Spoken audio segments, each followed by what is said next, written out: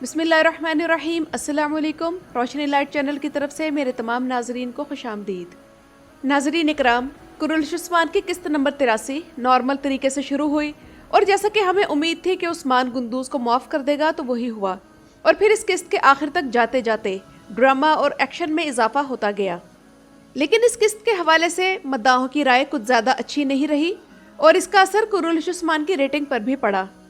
مداحوں کا کہنا تھا کہ اگر اس قسط کے آخری 10 منٹ بھی دیکھ لیے جاتے تو کافی تھا، لیکن بات یہ ہے کہ بے شک اس قسط میں زیادہ واقعات نہیں تھے، لیکن ایسی ہی اقساط اگلی قسطوں میں آنے والے بڑے واقعات کی بنیاد بناتی ہیں۔ لیکن اسی قسط کی ایسی بات جس پر اعتراض بنتا ہے وہ یہ ہے کہ گہاتوں کی جس 20,000 کی فوج کا ذکر کئی قسطوں سے ہم سن رہے تھے اور جن سے لڑنے کے لیے عثمان کبھی شہنشاہ سے ملاقات کر رہا تھا اور کبھی بازنطینی گورنروں کو اپنے ساتھ ملانے کی کوشش میں تھا، تو آخر میں ہمیں صرف 2 یا 3 درجن سپاہی گہاتوں کے ساتھ نظر آئے جن سے عثمان آسانی سے اپنے ہی جنگجوؤں کے ساتھ مل کر نپٹ سکتا تھا۔ بہرحال آج کی ویڈیو میں ہم بات کریں گے کہ وزیر عالم شاہ قبیلے پر کیوں حملہ کرتا ہے اور عثمان کہاں ہے، روگاتوس کے بعد آنے والا نیا کردار کون سا ہوگا، کیا کونو ریلپ کا راز کھل گیا ہے، جیرکوتائے کا اب کیا ہوگا، عثمان کو وزیر سے بچانے کون آئے گا، اور ڈرامے کا نیا ویلن کون سا ہے۔ تو ناظرین اکرام، وزیر عالم شاہ اب ایک بہت بڑا فتنہ بن گیا ہے اور وہ اس خطے میں اپنے لالچ سے بہت بڑے بڑے مسئلے کھڑے کر رہا ہے۔ لیکن ایک بات اہم ہے کہ قسط نمبر 83 کے آخر میں جب وزیر عالم شاہ سلجوقی سپاہیوں کے ساتھ عثمان غازی کے سامنے آتا ہے تو اس کے ساتھ کونو ریلپ نہیں ہے، اور اسی طرح اگلی قسط کے ٹریلر میں بھی جب وزیر عالم شاہ کائی قبیلے کی عورتوں کو گرفتار کرتا ہے تب بھی کونو ریلپ اس کے ساتھ موجود نہیں ہے۔ تو کیا اس کا مطلب یہ ہے کہ کونو ریلپ کا راز کھل گیا ہے؟ تو یہاں ایسا معلوم ہوتا ہے کہ کونر اب جلالی کے قبضے میں ہے اور اس کا راز فاش ہو چکا ہے، جو کہ ویسے اتنی جلدی نہیں ہونا چاہیے تھا۔ اور رہی بات کہ عثمان اور اس کے آلپس کو کون بچائے گا، تو ہو سکتا ہے کہ محمد بزدیک اب گندوز کو ہیرو بنا کر پیش کریں اور گندوز مائیکل کوسس کے ساتھ سرپرائز انٹری دے دے۔ اور جو لوگ یہ بات کر رہے ہیں کہ کونو ریل بھیس بدل کر عثمان غازی کو بچائے گا، تو ایسا ہونا مشکل نظر آتا ہے، کیونکہ صرف کونو ریل بھیس بدل کر یا چہرہ چھپا کر وہاں بچانے کیسے آ سکتا ہے؟ ویسے بھی کونو ریلپ کو عالم شاہ نے اپنے ایک جاسوس سے گفتگو کرنے سے پہلے کمرے سے نکال دیا تھا۔ اور رہی بات یہ کہ کیا کونو ریلپ گندوز بے کے ساتھ وہاں آ سکتا ہے، تو اس سے پہلے یہ سوال پیدا ہوتا ہے کہ کیا عثمان نے گندوز کو کونو ریلپ کے بارے میں بتا دیا ہے، کیونکہ مجھے نہیں لگتا کہ عثمان بے گندوز پر اب اتنی آسانی سے اعتبار کر سکتے ہیں۔ اس لیے اس صورتحال میں اس موقع پر چند آپشنز یہ بھی ہو سکتے ہیں۔ نمبر 1 کہ وزیر عثمان بے کو قتل کرنے کے بجائے گرفتار کر لے اور عثمان کو کسی طرح فرار ہونے کا موقع مل جائے۔ نمبر 2 ملون خاتون کائی قبیلے کے جنگجوؤں کے ساتھ انٹری دے اور عالم شاہ کا مقابلہ کرے۔ نمبر 3 ہو سکتا ہے کہ اس بار آکچا کوجا کمرال ابدال کے ساتھ زبردست پرفارمنس دکھائے اور عثمان بے کو فرار ہونے کا موقع مل جائے۔ نمبر 4 یہ بھی ہو سکتا ہے کہ گندوز وہاں انٹری دے اور عالم شاہ کو کہے کہ عثمان میرا قیدی ہے اور اسے سزا بھی میں دوں گا، اور یوں وہ عثمان کو فرار کروا دے۔ اور جو مدعا یہ سوچ رہے ہیں کہ اس موقع پر سلطان مسعود انٹری دے سکتا ہے، تو ایسا نہیں ہو سکتا، کیونکہ یہ کوئی اتنا اہم موقع نہیں ہے۔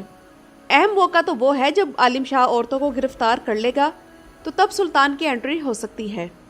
اور عالم شاہ جو کہ ایک ہی وقت میں گہاتو، سلطان مسعود، بازنطینی تیکفور اور گنگور بے کے ساتھ ہے، در حقیقت ان سب کے خلاف چالیں چل رہا ہے۔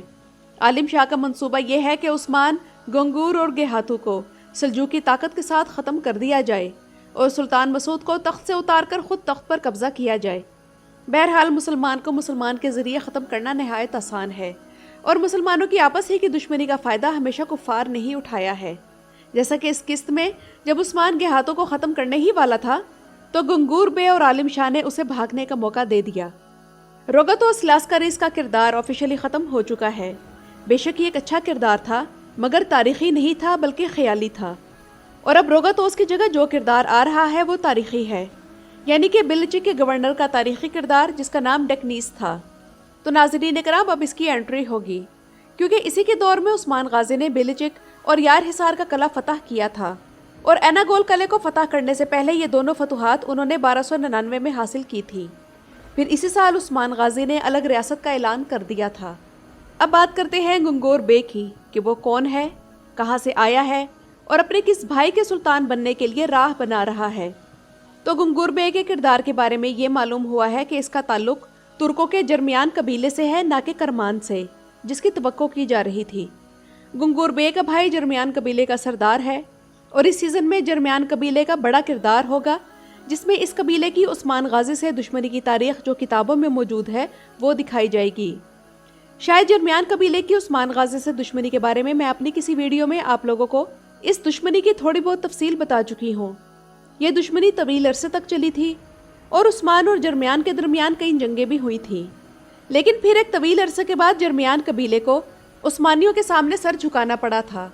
और नाज़रीन इकराम, आने वाली अक्सात में एक ज़बरदस्त एंट्री होने वाली है सुल्तान मसूद के भाई किलिच अरसलान की, और इन दोनों के दरमियान होने वाली तारीख़ी कशमकश जो सल्जूकी तख्त की खातिर हुई थी तो उसे दिखाया जाएगा।